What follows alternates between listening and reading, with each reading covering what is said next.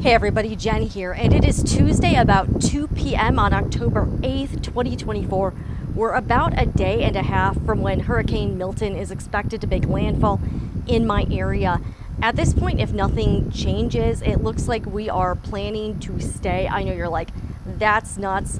Here's the thing, if you don't live here, certain areas are not evacuation zones and they're a much lower risk. We are fortunate to be in one of those areas. We are not in a flood zone or an evacuation zone. This area has never flooded. Obviously, there's a first time for everything, but we have weighed our options, and if things stay as is, we are probably going to try to ride it out with the understanding that we're probably going to lose power. It may be very uncomfortable. We may sustain some damage to our home. We're also in a newer build.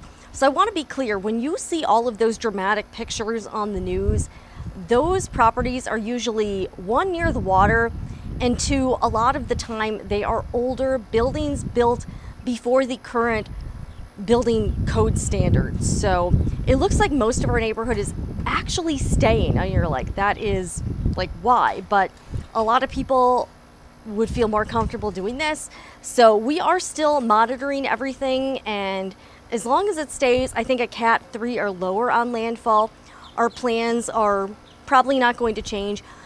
We also have another option. My mom lives not that far away, so if we think things are going to get worse here, we do have the option to leave early tomorrow, Wednesday, to go to a different location. But as is, we're thinking this, probably is our best option.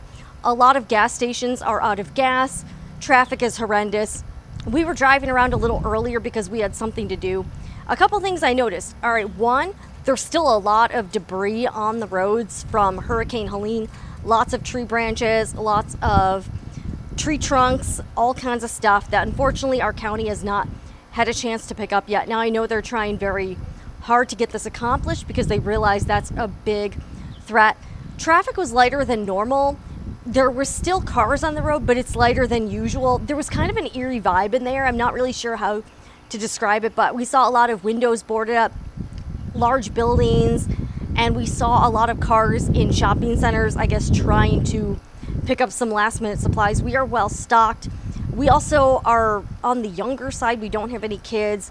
We just have the rabbits. So I think it really depends on your personal circumstance as to what you decide to do, but we're going to be watching things, and hopefully our neighborhood gets somewhat spared. So we'll have to see, but I wanted to check in and let you guys know what is going on. And yeah, it's going to get kind of crazy. We're probably not going to have power, internet, cell service for a while.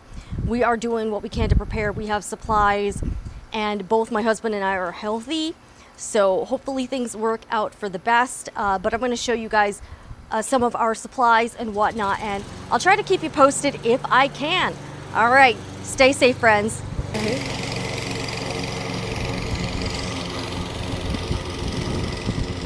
Yeah, he's really mowing the lawn today.